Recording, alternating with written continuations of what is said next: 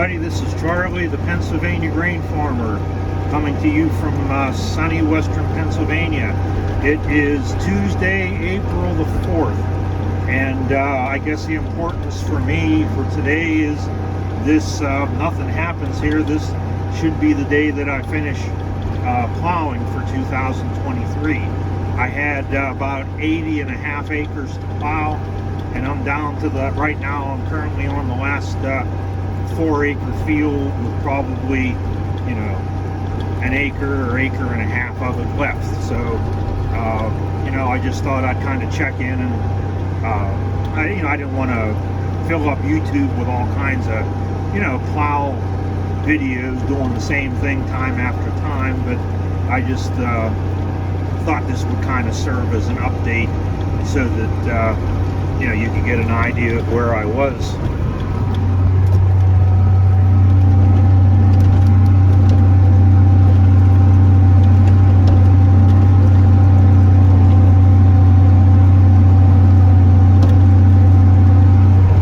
And that's kind of hard to do, to turn around backwards and try to catch that and stay in the furrow and everything, but the plowing has gone well this year. I'm really happy with it. I've been able to sneak it in between, you know, when the weather was a little bit rainy and everything.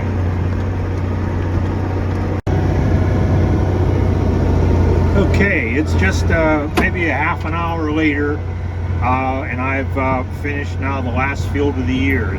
I finished up in the center of the field here, so I'm working my way out and heading back to the red shed. It's only mid-afternoon, but my wife and I sort of had a kind of a date afternoon or date night plan, so I've got to get in and get showered up and get ready to go. So that's gonna you know, wrap up what I'm doing today. But I had about 80.5 acres to plow, and now it's all done. I enjoy plowing very much. I always look forward to it, but you know, because of, you know, ever-present uncertainty about weather, it's certainly nice to be done, and then I can move on to the next step, because I'd really like to have my oats planted here in the next you know, week or so, if that's going to be possible. But you know, I thank God for what I have gotten done, and you know, look forward to the rest to come. So I'm heading into the red shed. This video has been kind of short so far, so probably I'll be adding on in the next couple of days a piece at the end here on you know, getting the plow cleaned up and ready for winter. Okay, so we'll be back. Okay, the earlier part of this video I filmed on Tuesday when I finished up plowing, and so as a wrap-up to, I guess, the finishing plowing, I wanted to show you what I did to the plow itself. I have it parked here up on the hill above the red shed, where I keep it, you know, from year to year, so it's out of the way, and now I have it pretty much winterized. So what I did, just like last year, I painted the plow bottoms, each of the bottoms, and the coulters, and that includes the, you know, the mold boards, the points or shares, the shins, and these trash boards up on the top.